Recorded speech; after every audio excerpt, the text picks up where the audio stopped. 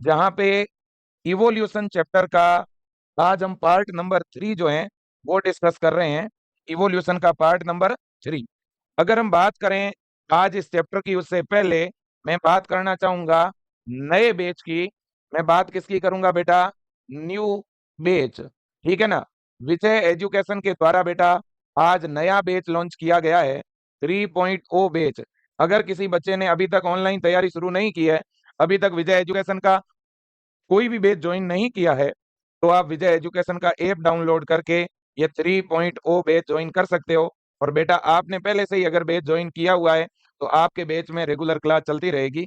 नया बैच उन बच्चों के लिए है जिन्होंने अभी तक तैयारी शुरू नहीं की, ठीक है ना। बिल्कुल जी, जो पहले से पढ़ रहे हैं, जिन्होंने पहले बैच लिया हुआ है, उनका उसी बैच में क्लास चलती रहेगी और उसी बैच में आपको पढ़ना है, ठीक है ना बेटा। बिल्कुल जी, कोई भी आपका साथी हो अगर जुड़ना चाहे तो आप उसे जरूर विजय परिवार के बारे में बताइए बेटा, ठीक है ना।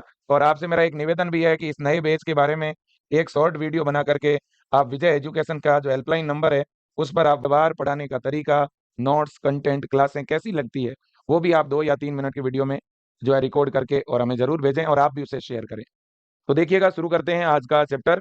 वैसे तो बच्चों आज हमारा पूरे इंडिया के अंदर गवर्नमेंट हॉलीडे है ना। क्योंकि आज क्रिसमस डे के तौर पर सेलिब्रेशन हो रहा है, तो इसलिए भी मैं क्रिसमस की बधाई भी देना चाहता हूँ आप सबको। और जो है इवोल्यूशन का जितना सेगमेंट मेरे दोस्तों हमारे लिए इम्पोर्टेंस है, जो जरूरी है, जो हर बच्चे को पढ़ना चाहिए, उसकी कुछ चीजें मैं प्रीवियस 2 सेशन में बता चुका हूं और कुछ चीजें जो है आज की क्लास में मैं बताऊंगा। हो सकता है आज जो मैं क्वेश्चन कराऊं वो आपने थ्योरी में अभी तक नहीं भी पढ़े हो, लेकिन मैं कुछ इस तरह से समझाते हुए बताऊंगा कि चीजें समझ आ जाएगी। लंबी क्लास आज नहीं होगी, छोटी सी लूंगा क्लास, लेकिन चीजें अच्छी तरह से समझाऊंगा। शुरू करते हैं बेटा, अगर आपकी इजाजत हो तो आज की क्लास को हम लोग क्या कर देते हैं, स्टार्ट कर देते हैं, ठीक है कि नहीं? बिल्कुल जी। तो एकदम व्यवस्थित क्वेश्चन आपके सामने आने वाले हैं, ठीक है भाई। बिल्कुल सर, शुरू कर दीजिएगा। हाँ, सबसे पहला ही पहला जो क्वेश्चन है बेटा वो ये रहा आपके सामने। क्वेश्चन क्या है बेटा? निम्नलिखित में से किसे वायुमंडलीय प्रदूषण संकेतक के रूप में उपयोग किया जाता है? Which of following is use as an atmospheric pollution indicator? पर्यावरण प्रदूषण सूचक। बेटा ऐसा कौन है जो वातावरण में होने वाले प्रदूषण को इंडिकेट करता है? मतलब ये कि बेटा आप इस बात को ऐसे समझ लो कि अगर कहीं पर वातावरण में, वायुमंडल में कार्बन डाइऑक्साइड ज्यादा है, सल्फर डाइऑक्साइड ज्यादा है, तो वहां पर इनमें से कोई एक ऐसा जीव जरूर होगा जो ग्रोथ नहीं करेगा। इसका मतलब जहां प्रदूषण ज्यादा होगा वहां इनमें से कोई एक जीव वृद्धि नहीं करेगा। मतलब यह प्रदूषण सूचक है, प्रदूषण का विरोधी है ना। तो पहला है लेपिडोप्टेरा, दूसरा है लाइकेन, तीसरा है लाइकोपर्सिकॉन, इसके बाद है लाइकोपोडियम। बताओ कौन सा सही होगा? 87% बच्चों का जवाब आ चुका है लाइकेन। बहुत ही बढ़िया बेटा, ऑप्शन बी सही होगा सर, बिल्कुल ऑप्शन बी ही सही होगा। ये अपने आप में एक PYQ है बेटा, कई बार एग्जाम में पूछा गया है। पोल्यूशन इंडिकेटर कौन है? लाइकेन। एक बात आपको मैं यहाँ जरूर बताऊंगा, ये जो लाइकेन है ना बेटा, लाइकेन SO2 सल्फर डाइऑक्साइड के प्रति अत्यधिक संवेदी होती है, ठीक है ना। मतलब इसका क्या है? इसका मतलब यह है बेटा कि अगर कहीं पर वायुमंडल में सल्फर डाइऑक्साइड गैस ज्यादा होगी ना, तो वहां कभी भी लाइकेन ग्रो नहीं करेगी, वहां लाइकेन कम ग्रो करेगी, है ना। अगर आप वातावरण में सल्फर डाइऑक्साइड की मात्रा को बढ़ा देंगे बेटा, तो वहां लाइकेन वृद्धि नहीं करेगी। मतलब यह कि बेटा लाइकेन प्रदूषण सूचक है, लेकिन प्रदूषण में भी कौन सी गैस है बेटा? सल्फर डाइऑक्साइड गैस के प्रति सबसे ज्यादा सेंसिटिव होती है कौन? लाइकेन। अब मुझे कौन बताएगा आप में से कि लाइकेन क्या है? बताओ चलो, लाइकेन किसके बीच का सिम्बायोटिक एसोसिएशन है? चलो बताओ, लाइकेन किसके बीच की दोस्ती है? बताओ। हाँ, सौरभ जी, कृष्णा, अंतिमा बेटा, पुष्पा, बबलू, भावना, निकिता, रेहान, संजना, प्रियांशु, अनीशा, सारिका, मंताशा, दिव्यांश, गणेश, मोहित बेटा, सौम्या, हाँ, उजाला, अनन्या। बहुत ही बढ़िया, जल्दी बताओ देखें। फटाक से बताइए, जल्दी से जल्दी आंसर देते रहिएगा। आपके आंसर आते रहेंगे तो हमें भी अच्छा लगेगा भाई। ठीक है ना? हाँ जी, बताओ बताओ बताओ। हाँ जी, हाँ जी।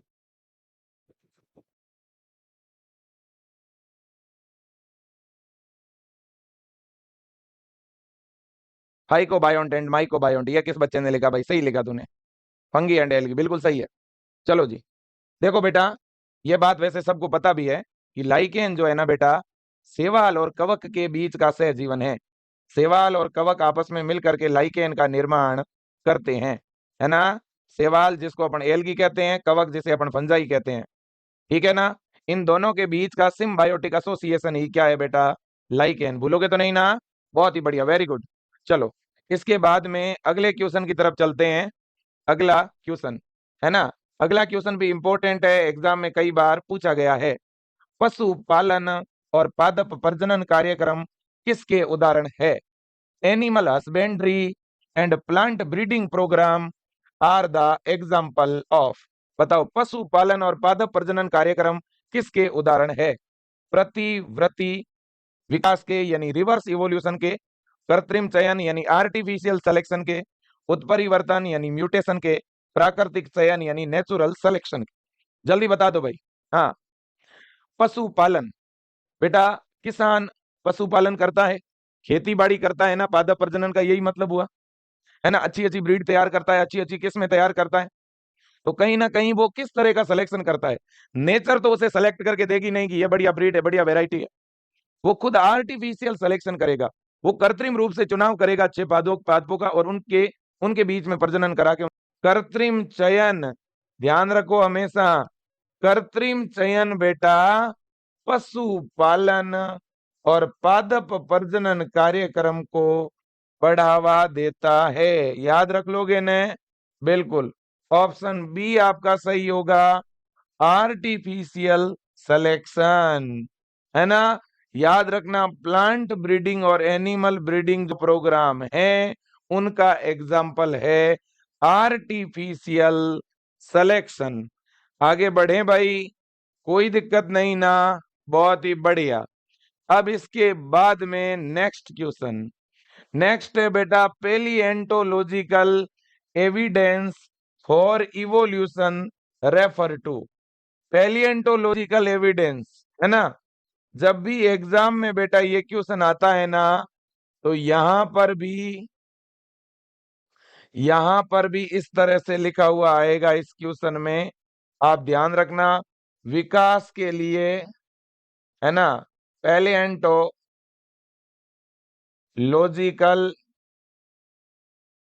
पैलिएंटोलॉजिकल प्रमाण किससे संबंधित है?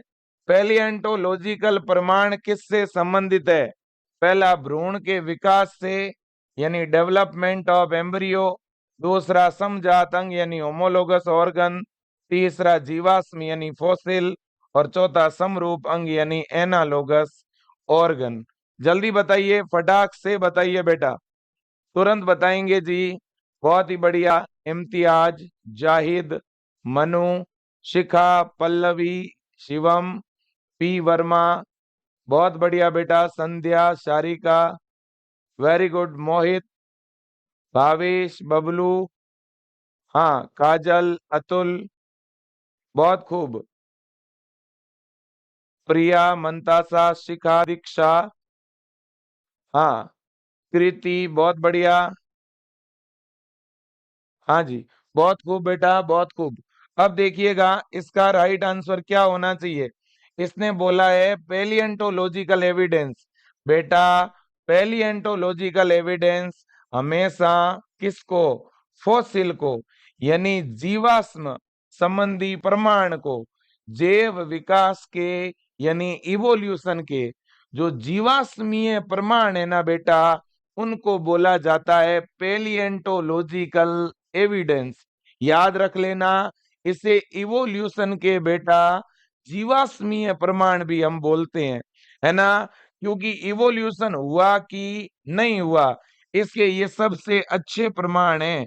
कहीं पर बेटा खुदाई के दौरान अगर कोई हमें फॉसिल मिलेगा तो हम बड़े आराम से बता सकते हैं कि आज से 2 मिलियन वर्ष पहले, 1 मिलियन वर्ष पहले, 5 मिलियन वर्ष पहले, है ना, या बेटा 100 करोड़, 50 करोड़, 40 करोड़ वर्ष पहले किस तरह के जीव रहा करते थे, है ना, उनके हमें अगर क्या मिल जाएंगे, फोसिल, तो हम उसकी एज निकाल लेंगे।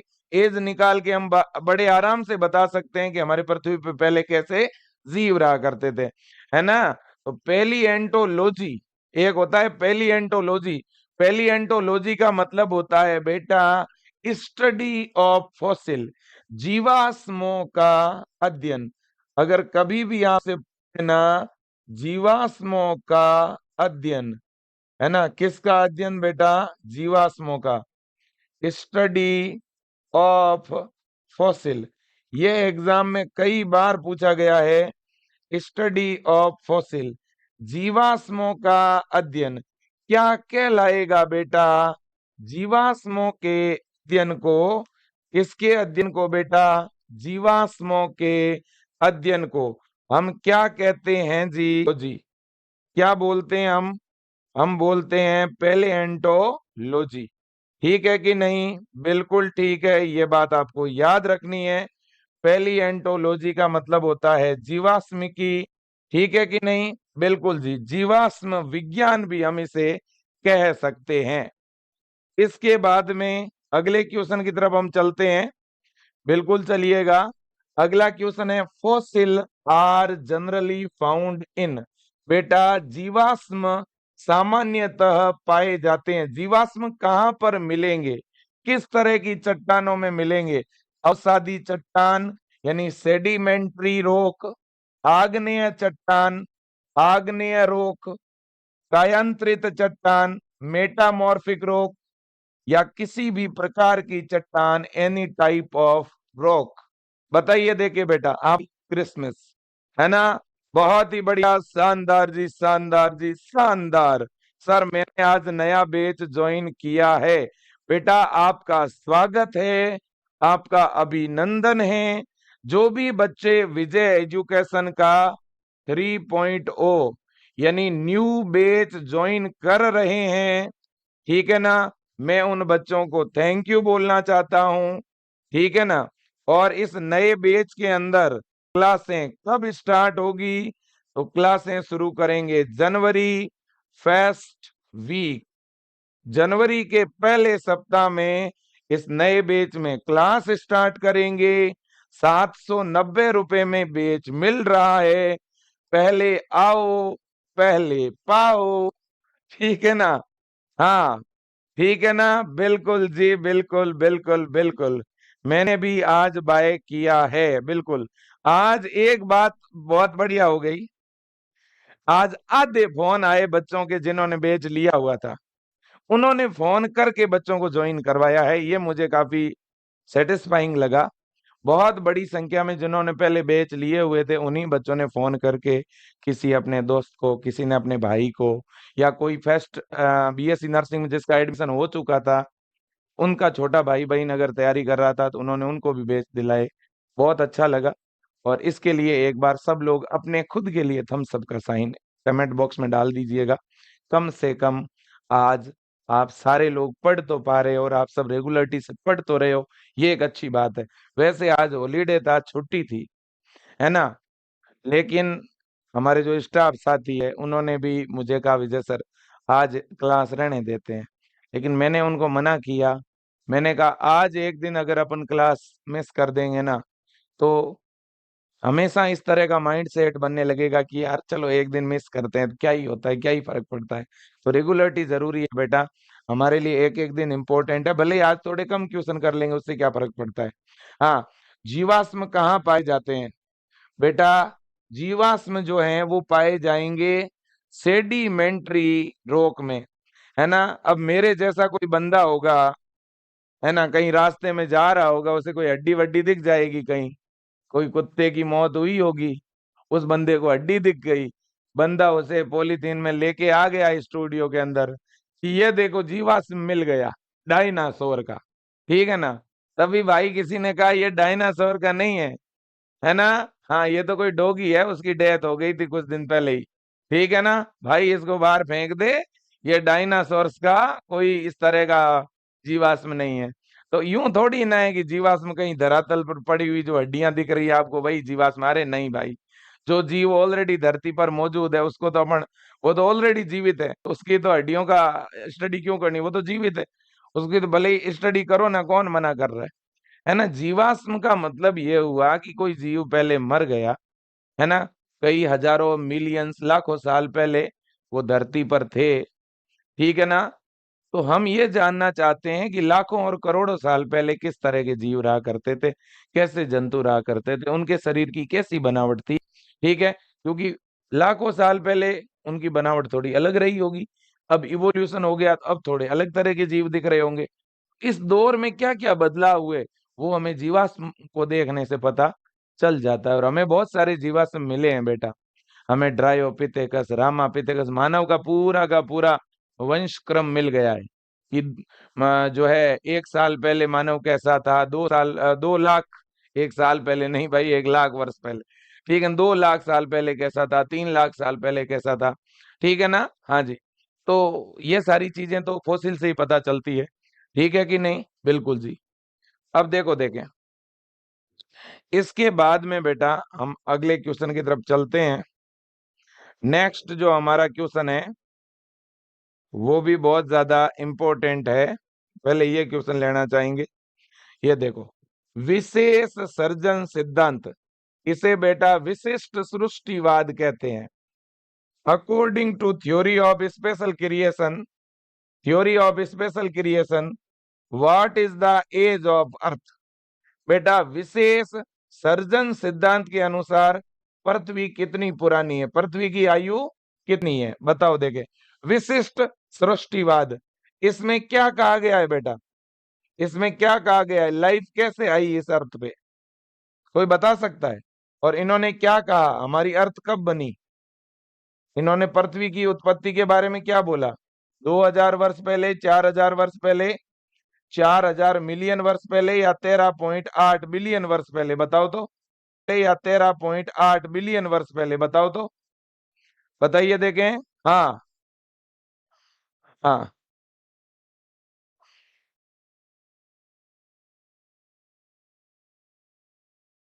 मैंने पापा से प्रॉमिस किया है कि इस बार मुझे हर हाल में सिलेक्शन लेना है सर।